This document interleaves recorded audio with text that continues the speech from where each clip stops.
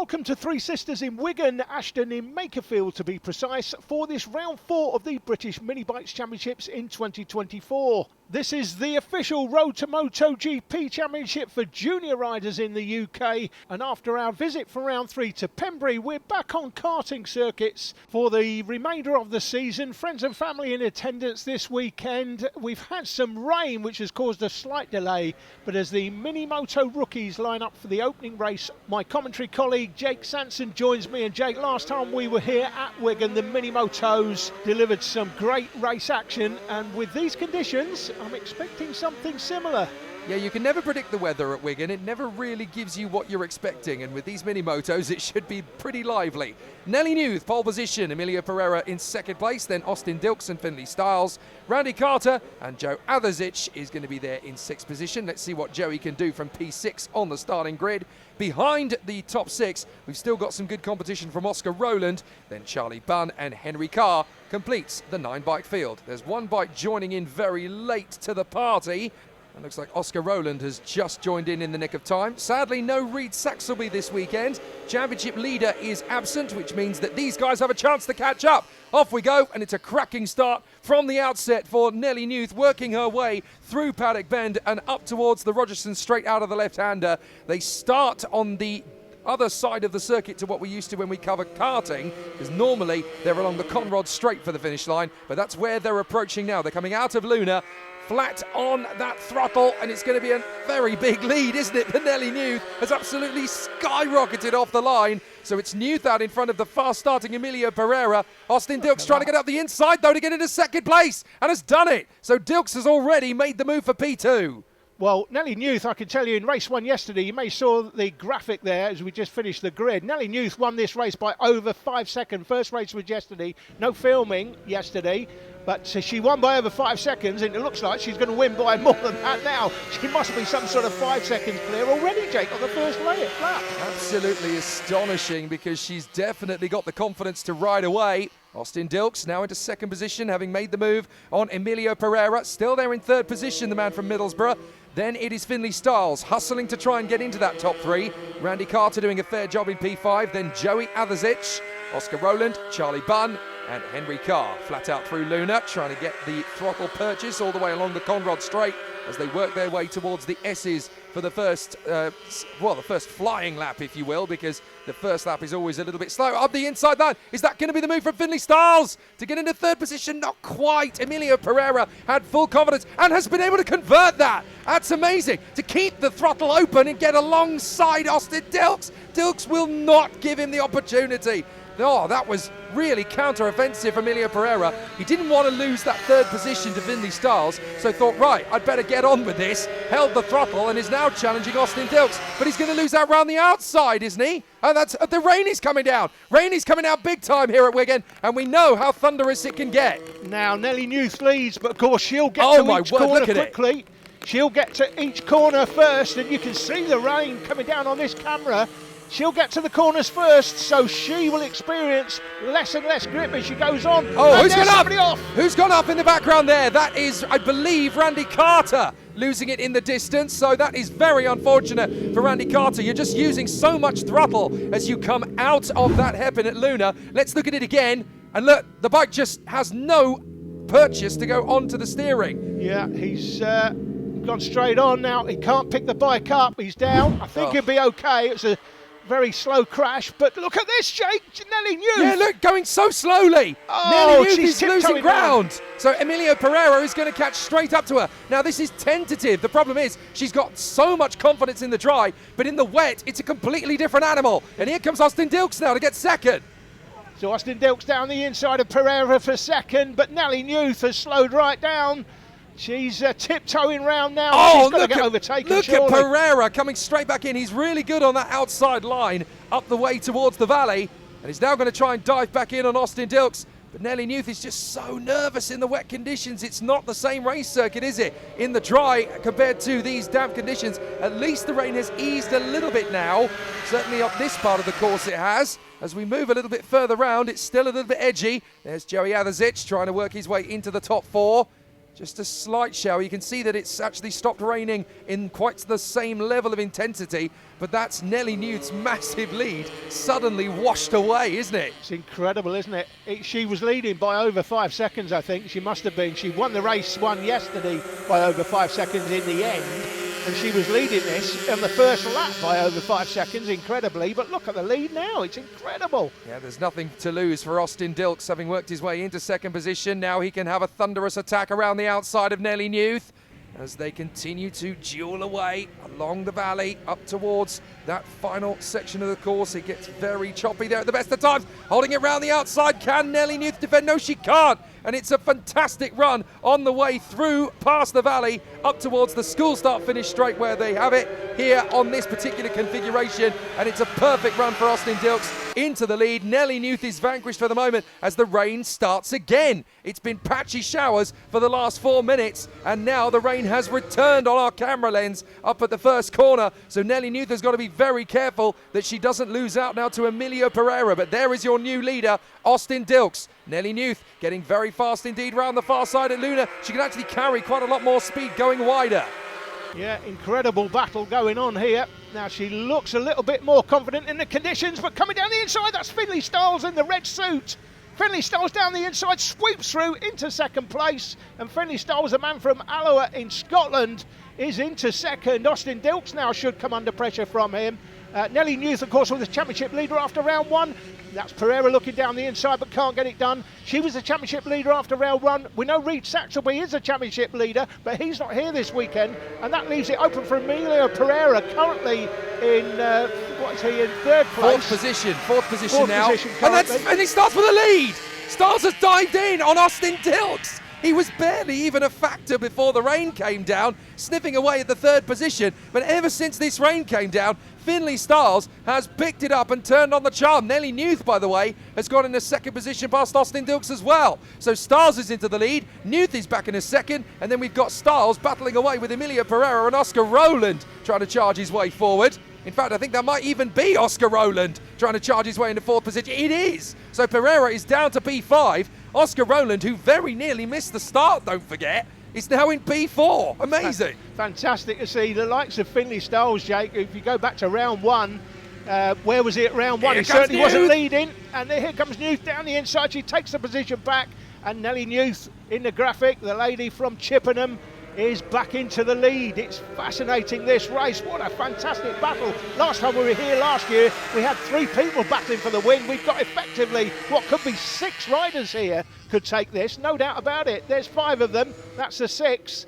I think the man in 7th place, who is Charlie Bunn, slightly too far behind now, but this is still anybody's. And the race really starts here. Nelly Newth, having got herself back into the lead of the race, has now got Finley Stiles and Austin Dilks for company. Oscar Rowland under pressure from Emilio Pereira. Joey Adasic just trying to hang on in there. Down the main straight, up towards the valley we go. Last lap, Finley Stiles has got Nelly Newth on the run. Can he dive in on the inside? Doesn't want to take the risk. Through the right-hander. Continuing on the battle. This is not going to be too easy to settle. Finley Stiles really wants a piece of Nelly Newth here. Coming down to the hairpin to go along the school straight once again. And don't forget, they come along the school straight, but the checkered flag will not be waved here. It'll be waved at the timing line. So effectively, it is several laps and a half is what they get out of it because of where the timing line is. So they've gone past where they started. Now they've got the run to Luna. Then it'll be through that long flowing right hairpin. And then they will cross the line. But can Nelly Newth hang on from a very motivated Finley Stiles? Dilks is not far away. Oscar Rowland trying to get just that little bit of something back. And as they come off the turn, Finley Stiles looks pretty hungry. But he's going to have pressure of his own. I think Nelly Newth can hang on for this. They come down the straight for the last time. And it will be Nelly Newth who hangs on for the victory. Brilliantly done. Excellent performance from Nelly Newth. She takes the win in front of Finley Stiles. A great ride in the wet. Austin Dilks in third from Emilio Pereira, who is in the end fourth position ahead of Oscar Rowland, then Joey Adasic and Charlie Bunn. Sadly, we lost Henry Carr. We also lost Randy Carter after his crash at Luna. But Nelly Newth leads, drops back, and then bounces back. Brilliant.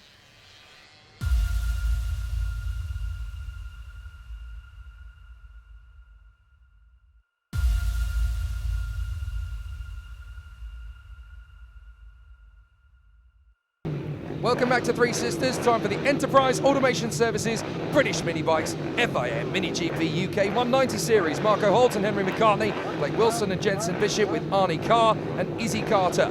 6 very closely run riders. Annabelle McCarthy is next up. Then we've got in the MiniGP 190-70 second grid, Wilson Dilks and Travis Shaw. Then Ollie O'Gorman, Rupert White and David Wilton, followed by John Pitcher, Oliver Pitcher and Lucas King. Now this is a race of 2 halves, don't forget, because we've got the FIM MiniGP UK 190s and we've got the MiniGP 190-70s. We'll focus on the FIMs. Off we go.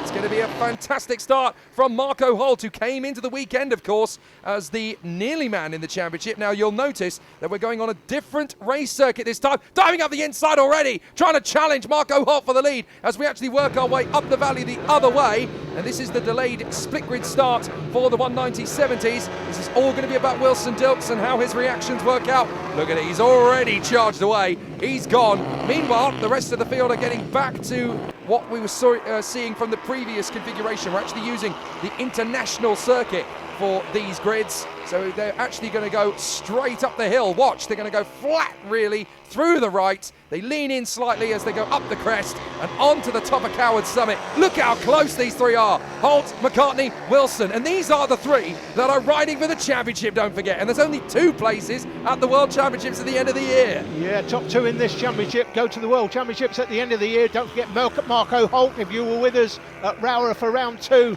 crashed out. And of course, if they crash in any junior class in this championship, it's a safety issue. They cannot pick the bike up and they don't score any points, and there's no drop scores at the end of the season. The dynamic is incredible, and Marco Holt, of course, crashed in the final turn at Rowra, run his bike across the line that day, but of course was then excluded because he was running effectively on a live track with his bike. He did get across the line in 3rd, but then was excluded after the race. Yeah, such a shame, and it tells you just how badly these riders want it. Blake Wilson is actually leading the championship going into this weekend, and he is finding it a real uphill struggle, literally, as they go through Coward Summit. Currently in 3rd position behind Holt and behind the current leader, Henry McCartney, who's managed to slip his way through past Holt initially.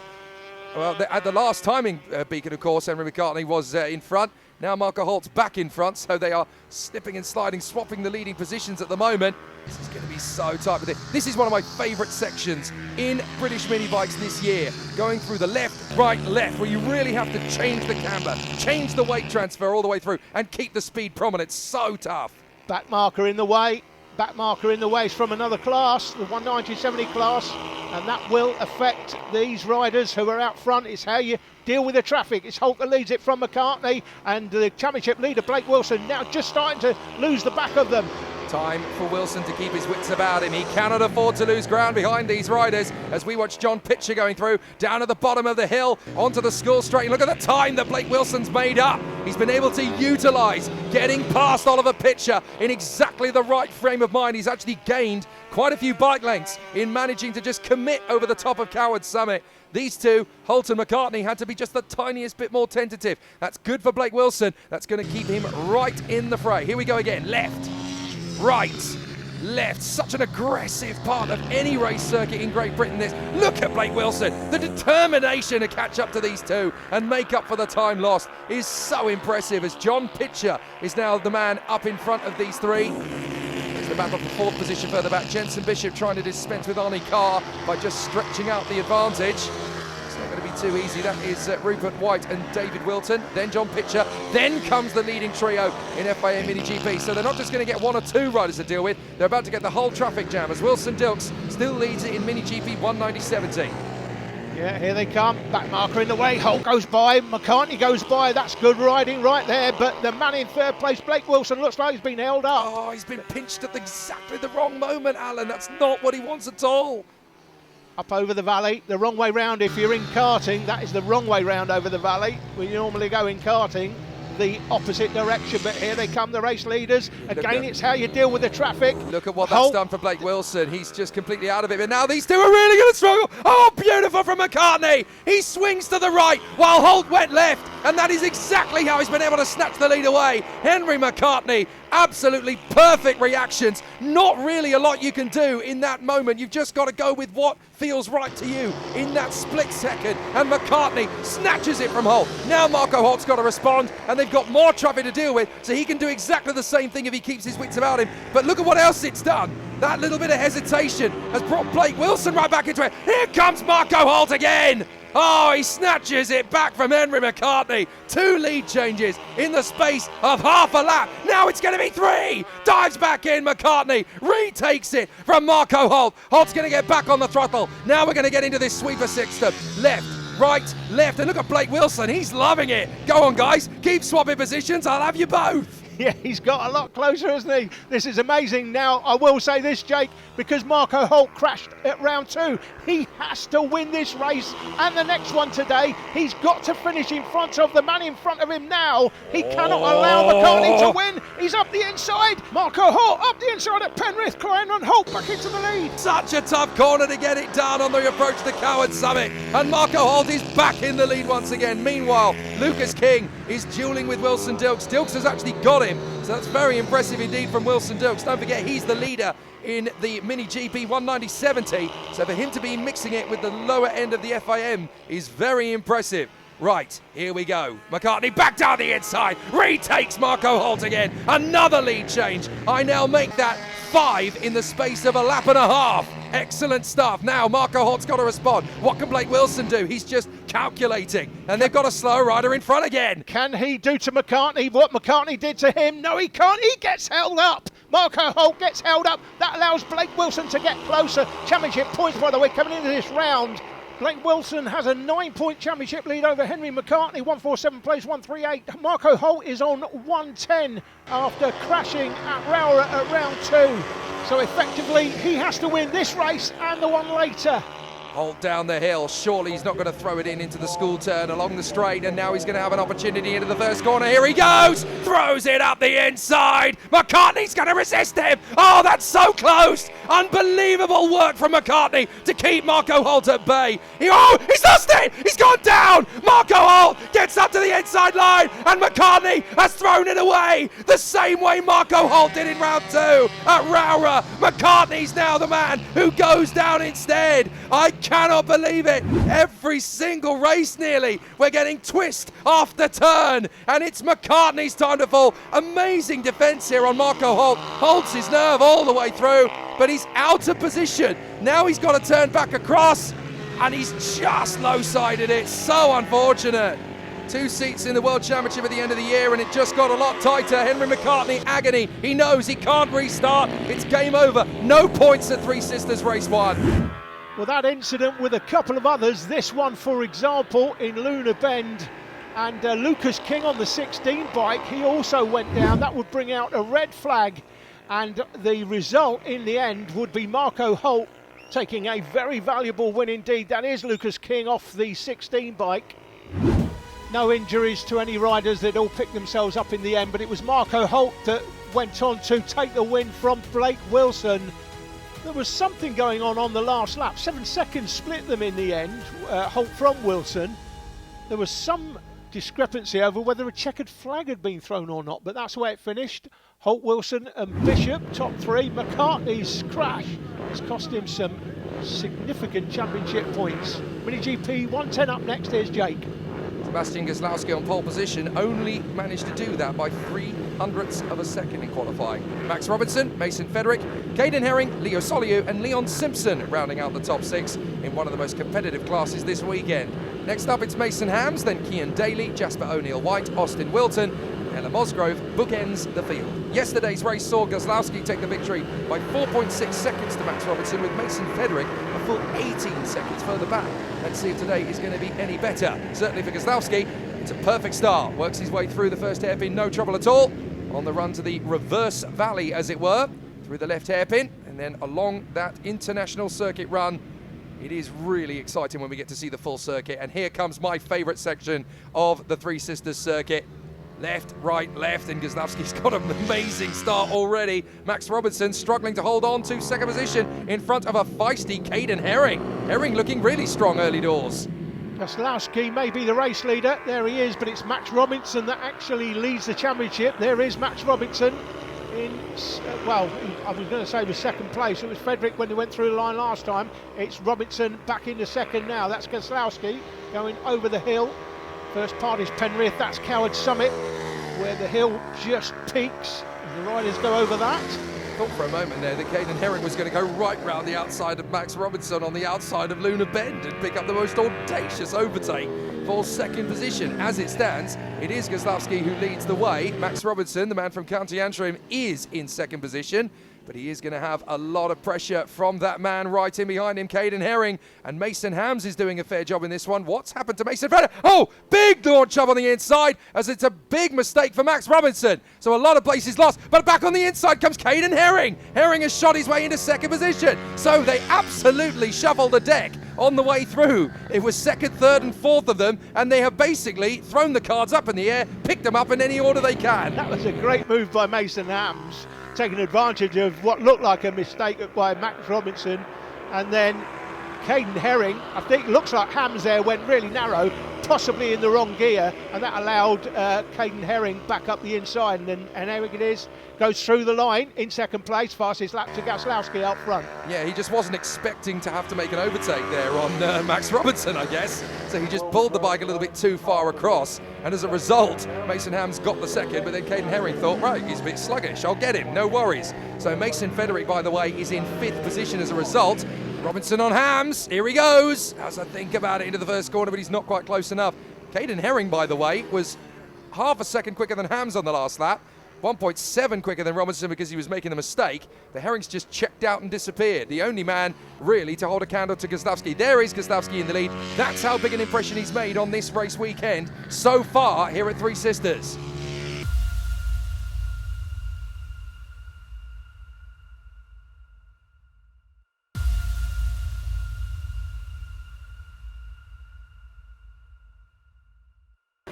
Welcome back to Three Sisters. You're looking at the battle for third. That's Max Robinson, the championship leader, up the inside of Mason Hams. Hams in that distinctive red suit with the white chevron on the back.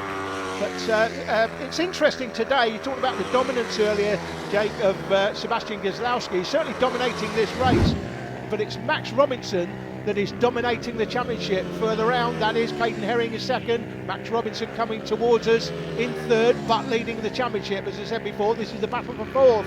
Mason Frederick diving for his run on the inside of Hams. He almost manages to go for it. It's such a pinch point, that hairpin. You can't afford to get too tight up the inside if you're not level. As long as you've got enough of the bike alongside your challenger, it's essentially when you're parallel to the handlebars, that's when you know you've got enough of a gap to really hammer home the issue. And Mason Hams was quite clear there. No chance that Frederick's going to get an easy overtake. Leo Soliu's looking pretty hungry as well in P6 right behind them. And watch out for Leon Simpson. He knows that if Leon is in the right place at the right time, he could pick up maybe one or two positions here. You never know. It's Three Sisters. It throws up a curveball sometimes. Might even be able to get all three. Caden Herring, by the way, has just set the fastest lap as he went through this line here. This is the start line. Going up the inside is Frederick. Lovely. And Frederick takes the spot off Mason Hams. And just like that, Mason Frederick now up to fourth place, I beg your pardon. Yeah, very nicely done there by Frederick. That'll do. And it's up to fourth position. Austin Wilton, by the way, is at the tail end of the field. He's going to be the first one really to be lapped. He's obviously, again, like in all of the other junior classes, you are learning on the job. This is not like any other form of sport where all the hard work, if you're in the under 15s team or whatever, you do all your training behind closed doors. In motorsport, in motorbikes, you are under scrutiny at the age of 8. You are literally under the gaze of the world spotlight. It is such a tough business being a racer these days. And the reason being, no club racing in British mini bikes. So there's no club championships. You have to learn your trade at these national British championships. You can't enter a club championship, do that for a year, and then decide to move up to the nationals. It's nationals or nothing, basically, in British mini bikes racing. Yeah, it really is tough to be a motorcycle rider in Great Britain at this level. No wonder it's been such a long time since we've had a Grand Prix world champion from Great Britain. Haven't had to wait quite as long for a Superbike world champion, of course. Good old Johnny Ray. But it's been an interesting one for Sebastian Gaslowski in front, taking back the fastest lap of the race, and yet more pressure from Mason Hams as Leo Soliu gets close to him. And that's going to be a little bit of a light work on the back marker there getting through. Austin Wilton, not too big an issue for Mason Frederick. There goes Hams on the left side of him. Well done to Austin Wilton. He was very aware there of what the situation was. Let them come through. So now Leo Soliu really starting to ramp up the attack here on Mason Hams. Through the left, sweeping his way through to the right. Just being a little bit unedged there. It looks as though he was a little bit unsettled on the way in. Manages to catch it back. Then we've got Leon Simpson being caught by Cian Daly. So Daly seems to have picked up a little bit more, and it's getting pretty spicy out there. But Kozlowski still has a decent lead to Caden Herring with Robinson, then Frederick. Hams and Soliu are still battling away for 5th position. Is Soliu going to get the run here on the way to Coward Summit? He does, and it's very nicely handled indeed as Leo Soliu moves up into 5th position on the run to Coward Summit. Well, the move by Leo Soliu up to 5th would be the last of the significant action. It would be this man that would take the win. Sebastian Gaslowski, comfortable in the end, got an early lead and was never headed, setting the fastest lap in the process. By the time he got to the checkered flag, he was some 10 seconds clear of the field. The result looked like this officially. Gaslowski from Caden Herring in 2nd, then Max Robinson rounded out the podium positions. Mason Frederick was 4th from Leo Soliu. We saw him make that move down the end of Conrod Straight to go 5th. And it was Mason Hams, Leon Simpson, Cian Daly, Jasper O'Neill-White and Ella Mosgrove. Here we go then. The championship leaders in MiniGP UK 160 are also our onboard cameramen. Tyler Humphreys, pole position, championship leader ahead of Wilson Dilks, Frankie Watson and Hudson Cooper, who also carries an onboard. Joshua Herring and Chloe Gleeson to round out the top 6. Then Ollie O'Gorman, Max Robinson, Dan Stevenson and Harry Rafferty to round out the top 10. Then we've got Ollie Evans and Lucas King in P12. It'll be a fascinating charge forward. Let's see what Wilson Dilks can do from 2nd on the grid as the 3rd man in the championship fight. Here we go, Hudson Cooper got a beautiful launch initially, but had to back out of it before he struck the back wheel of Wilson Dilks. So Hudson Cooper getting a good launch, 3rd position. Dilks going a little bit cautious on the inside line there, had to back out of the move on Tyler Humphreys as we ride on board looking at Wilson Dilks, the man from Nottinghamshire. Through we go, left, right, left on the first lap out of the valley and on the run to Luna. This is going to be a sensational battle for the victory in MiniGP UK 160. It is a very audacious field of riders and it's already getting fever pitch. Look how badly Wilson Dilks want to make up some points. He knows that he's ahead of Hudson Cooper. He wants to take on Tyler Humphreys nice and early. Surely he's not going to sweep by on the run. Yes, he is. Absolutely brilliant. The young lad from Brechin has got no response for the moment on Wilson Dilks, who takes the lead on the run to Coward Summit once more. I think my mum, coming from Glasgow, would pronounce that Brechin, but anyway, we've got some great onboard footage in this. This is Tyler Humphreys we're on board with here, the championship leader. Wilson Dilks in front of us. What a shot this is. We've also got on board with Hudson Cooper up the inside for the lead, tight into the valley, onto the valley. That is a really tight hairpin, and then uphill, so you've got to make sure you're in the right gear in the overtake. Left, right now, coming off the valley, left now onto Rogerson, straight down towards Luna. That shows you just how physical it is for the rider working their way through that section of the course. Just got a brief glimpse there of Frankie Watson, who was hustling Hudson Cooper. Look again at Wilson Dilks. He's able to put a little bit more throttle on the way through Luna to try and tighten up on Tyler Humphreys. He's got to run again. Is he going to pull the same trick twice? He certainly is, and Tyler Humphreys gives him the space a second time round. Meanwhile, Hudson Cooper loses out to Frankie Watson at exactly the same point on the course.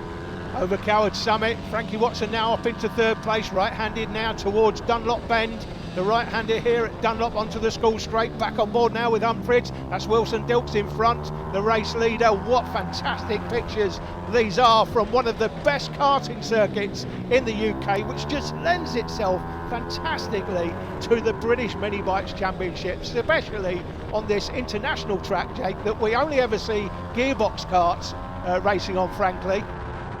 We very rarely see the international circuit used. Yeah, it's great that British Minibikes are able to utilise it, and it really does suit these bikes well. Is there going to be a chance for Humphreys? He thought he had a run there on Wilson Dilks. He's having to be careful off the throttle. Dilks is placing the bike in all the right places. See, Tyler Humphreys had a little bit of momentum. And did you see there how Wilson Dilks was able to check him on the way out of Luna? He couldn't then make the bid on the way up to Coward Summit. That was really intelligent riding from Wilson Dilks. He kind of sensed where Tyler Humphreys was going to be, and there was nothing really that Humphreys could do to counteract. Around 76 mile an hour at the end of Conrod Straight, just going up Penrith Climb. 76 miles an hour these bikes will do, and the riders are from the age of 12 to 16 in this class. The riders out front won't be 12, but some of these in the class will be 12. I mean, that is astonishing. I'm not even allowed to drive a car that fast on the British public highway, and these guys are smashing that around this circuit. Diving up the inside, Tyler Humphries had a really serious look there on Wilson Dilks. They now come through Luna, and again, watch, he's trying to tighten the radius now, trying to tuck in behind that wheel. This is going to be a tricky one. Can he get on it? No, he's not quite able to get the throttle application at the right moment. Dilks is in his way.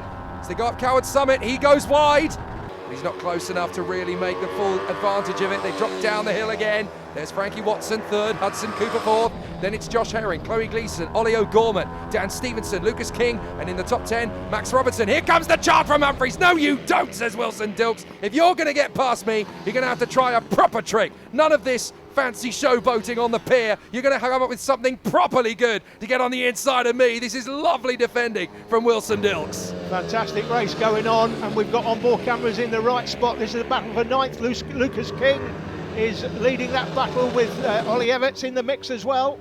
None of these fancy parlour tricks with me, says Wilson Dilks. Bring out the full Penn and Teller if you want to get past me. Out of Luna.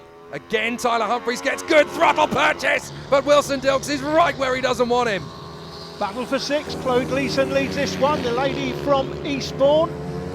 Yeah, Ollie O'Gorman and Dan Stevenson are very close, but at the moment, Gleeson seems to have the tenacity and the strength of will to hold them off. And they're running out of time, so this is definitely going to be a good turnout for Chloe Gleeson if she can hold it. Right, Tyler Humphries has got a good run off the turn. Surely this time, no chance. Wilson Dilks is ready for it. Frankie Watson has pulled clear of Hudson Cooper to a certain extent now. Here comes Tyler Humphries, trying to go for the long shot approach. Has just bagged the fastest lap of the race, Alan, but only by 0.07 of a second. There really is nothing between these two. Yeah, absolutely. Left-handed now off the valley, right-handed through the S's onto Rogerson Straight down to Luna Bend.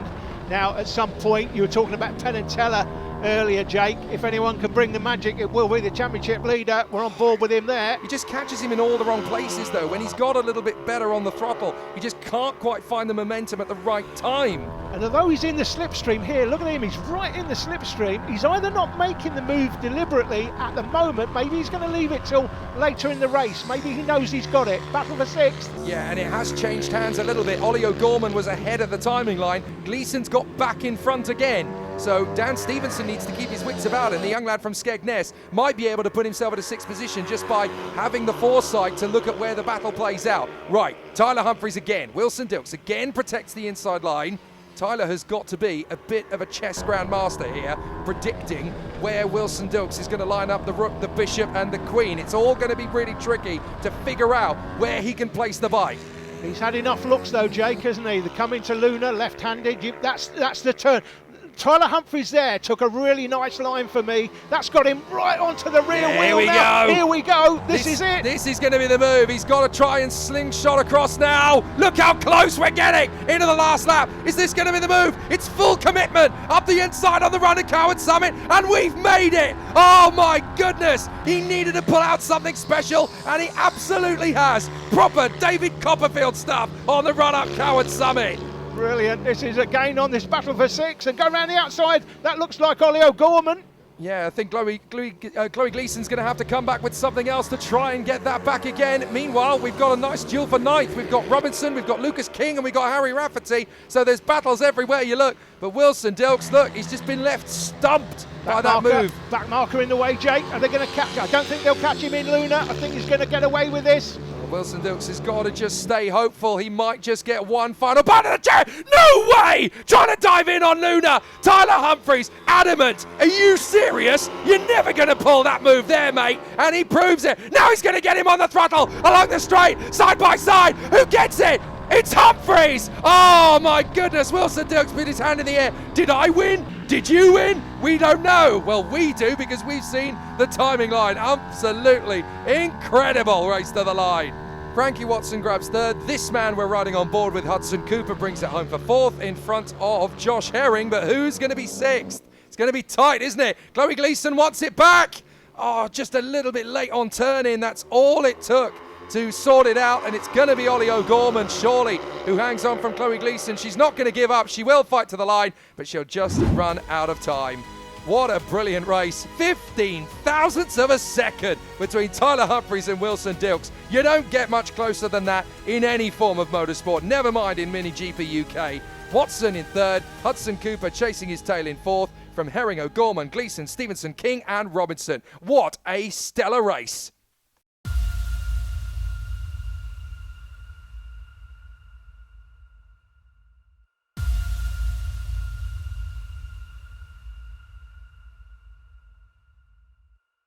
In race 2 of the weekend for the MiniGP 160/50 class, we had some drama. There was a red flag came out.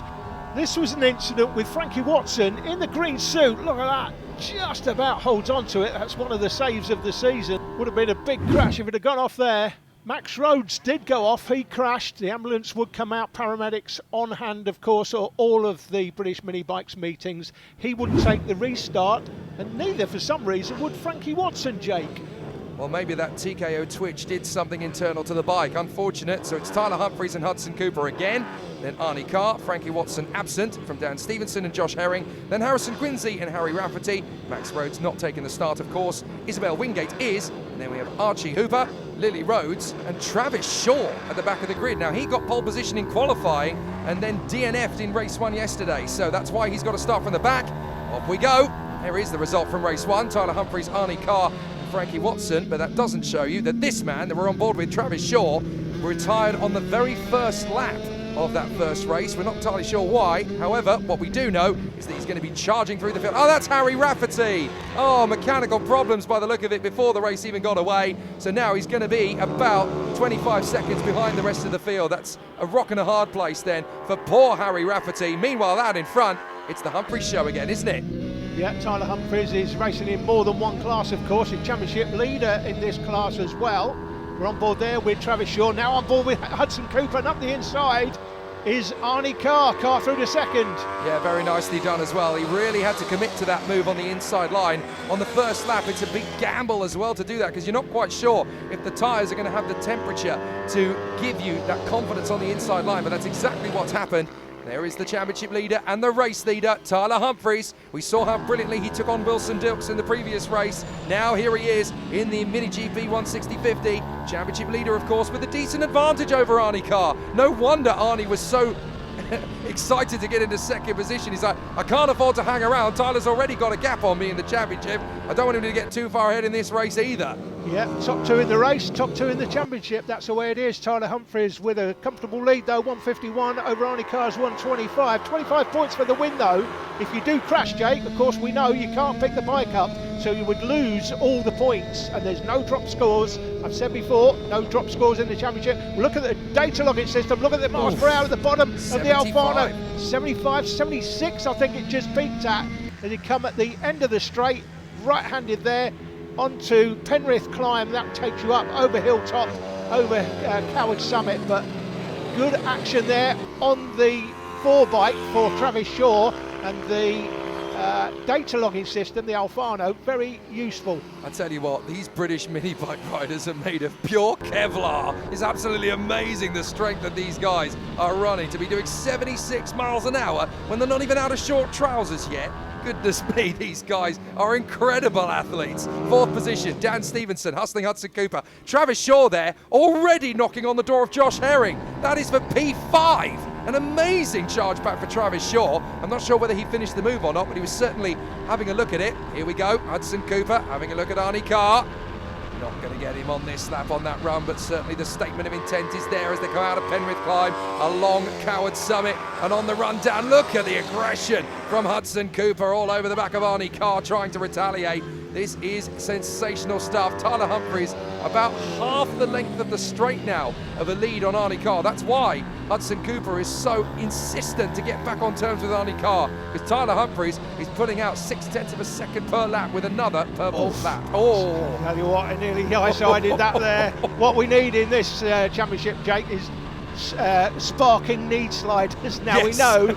we know the circuits don't allow riders to have sparking knee sliders, but imagine if they had sparking knee sliders and we got the onboard camera footage. Well, that would be something special, especially on the knee sliders, never mind the elbows. Watch their elbows, guys, as well, because they're nearly, if not, I think some of them are getting their elbows down here. Have you been digging your Scale Extric set out the attic again? Yeah. Honestly, Hudson Cooper and Arnie Carr flying through Penrith Climb, up to Coward Summit, back on board with Travis Shaw, and to our left, you could just about make out Dan Stevenson, but you won't for long, because Travis Shaw has already got him. That is 4th position. What a ride from Travis Shaw, and a new fastest lap as well. That's 4/10 quicker than Tyler Humphries can manage. Yeah, it would have been interesting if he'd started at the front, wouldn't it? It'd be very interesting. On board again with Hudson Cooper, left-handed here, tight hairpin up over the valley, looking down the inside, but he's only window shopping, not actually at the sales buying anything right yet. No, right now. Well, you'd be insane to try it. You'd be insane to try it on the left-hand side, wouldn't you? Meanwhile, he is having to think about it into the left before Luna. There is Travis Shaw, who carries our onboard camera and is carrying this race forward. Number 4 is P4. What a resurgence. That's the second onboard camera he's chasing down in front of us. That's Hudson Cooper, of course. Fantastic action from the onboards. We're on board now with Hudson Cooper, with Arnie Carr right in front of us. You can't even put a piece of paper between the bottom of the kneecap and the top of the road at points. This is really tricky stuff on that very fast climb up towards Coward Summit. Here's Travis Shaw. Don't tell me he's going to sneak out the inside from there. Well, if anyone's brave enough. Look how he's closed them. He was well behind down the straight. He's not well behind now. Down the inside of Hudson Cooper. The other onboard cameraman, we're back on board. No Cooper. way. And there goes Shaw. What fantastic footage these riders are delivering for us. That wasn't just speed, that was valiance, that was dictatorial. I am passing you. You've got 2 options. You can hit the side of me and fall off, or you can let me have it. And Travis Shaw has got 3rd position after a bit of audacious riding. Now look at him, he's just eating up the road after Arnie Carr. What have you got, Arnie? I'm just going to zip by you on the inside, mate. Hope you don't mind. Here he comes. Travis Shaw, full of confidence. Maybe I might just have to wait on that one. We're on board again with Shaw, though, up the inside. Oh, he's looking up the inside, but can't quite get it done. Right-handed now, down to the right-handed turn there in the distance. That's Dunlop Bend. Here comes Shaw up the inside in paddock. Should have it. He does have it. Lovely job. 2nd position for Travis Shaw from the back of the grid. That gives you all the knowledge you need about whether this is a rider to watch in the future. Arnie Carr has to think about getting it back, but he's run a bit wide on the result. Oh, he almost lost the place to Hudson Cooper. He was so busy trying to get Travis Shaw back. He actually ran a bit wide, and Hudson Cooper very nearly thought he was going to get a free early Christmas present. Not going to happen on this occasion. Through Luna, and now Hudson Cooper's got to try again. We're looking at the battle there now for 3rd. That's the man in 2nd, Travis Shaw. And he's already starting to gap them. Incredible.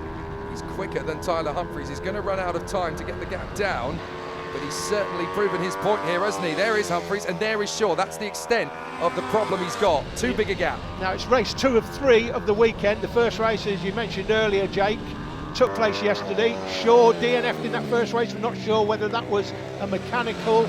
We weren't filming yesterday, whether it was a mechanical or a crash. Of course, if he crashed, he can't pick the bike up either. But he didn't finish that, but he's coming back with a vengeance here. Ooh. We've got another race to come later. It's the 3rd race of the weekend. Switch from Carr. That's exactly what he did when he was trying to go for Travis Shaw, only it was more magnified because he really got it wrong on the way through. Thank goodness, from his point of view, he was able to catch it back before Hudson Cooper could sneak it up the inside and grab a 3rd place from him. Is Travis Shaw. We're looking at the number 4 bike, so well clear now in 2nd. He's going to finish this one 2nd, but in race 3 coming up later, this should be a very interesting battle between him and Humphries. Hudson Cooper coming alongside Carr, but just can't quite get there as he comes right-handed there up Penrith, over Coward Summit as they summit the hilltop, then right-handed down to Dunlop Bend here, Joey Dunlop Bend to be precise, and then along the School Straight. Yeah, once that radius tightens on the way to Penrith Climb, you've really got to know that the guy is going to move over and give you the space. Otherwise, you don't try it. And Hudson Cooper knows for a fact that Arnie Carr is not a charitable man on this racetrack. He is not going to spare any favours. Here comes another chance, though, for Hudson Cooper to go slow in, fast out. Arnie Carr's ready for it this time. No chance. You are not going to get any free favours from me today. Yeah, he's got to set him up for the straight. He's got to stay in the slipstream. Here they come. That is the race leader, that is Tyler Humphries, has a quick look over his shoulder. Yeah, he knows that Travis Shaw is coming. He can't afford to lose too much time. He's got Harry Rafferty in front of him, who is about 4 seconds a lap slower to be lapped. Shaw is actually lapping Tyler Humphries faster by half a second. Now, in terms of the gap, he hasn't got time to do it. But if anything were to happen for Tyler Humphries, he knows that Travis Shaw is right there. Now, here's Rafferty. Concedes the space. Well, only just concedes the space. Goodness me, that was close for Humphries. Yeah, this battle in race 3 coming up later. It'll be in our second programme, by the way. This is going to be a very interesting battle between Shaw and Humphries for the win in race 3. Because in race 2, Shaw has already proven that he's quicker than Humphries, but he had to do it from the back of the grid. So now that they're going to be on an even keel in race 3, all being well, that'll be one heck of a duel. Right, Hudson Cooper is running out of patience at almost the same rate as he's running out of laps as Travis Shaw manages to lap Harry Rafferty. There's Humphries out in the lead. Where's Shaw? He's obviously not close enough to really worry Humphries over the shoulder. Right, Hudson Cooper's got to be careful. There is Rafferty in front. That's the slower man. So Arnie Carr is going to go through on the last lap we go. Is that going to put him out of line? It actually puts Hudson Cooper more offline, and that's really cost him. Look, Arnie Carr has pulled clear. Yeah, and Harry Rafferty, of course, not as experienced as these other riders, guys. So you might wonder on short circuit racing why you're seeing riders lapped. It's because this is the National Championships, and this is where you learn your trade, whether you've got experience or not. So Harry, not as experienced as the other riders, and that's why there's a difference between the speeds he's setting, the fastest lap times, and what the guys at the front of the field are doing. And look at the bike moving around. Well, this was a huge gap half a lap ago. Hudson Cooper's really caught up to Arnie Carr. So I don't know whether Arnie Carr's got problems with the bike. Something spat out the exhaust there. I wonder if he's got slight issues at the end here. Well, Tyler Humphries is going to take the victory. No worries there. Travis Shaw is going to get second. Is Arnie Carr going to be able to hang on for third position? He does. Well, that was a very close call for Arnie Carr in the end. Tyler Humphries is the winner. Travis Shaw from the back of the grid to P2. Very nice work. Carr is third, just ahead of Hudson Cooper. Then Josh Herring and Dan Stevenson. Harrison Quincy in seventh. From Isabel Wingate, Archie Hooper and Lily Rhodes to round up the top 10. Race 3 will be a cracker. The remaining races from Three Sisters are coming up shortly in part 2. Don't miss that. We'll see you soon.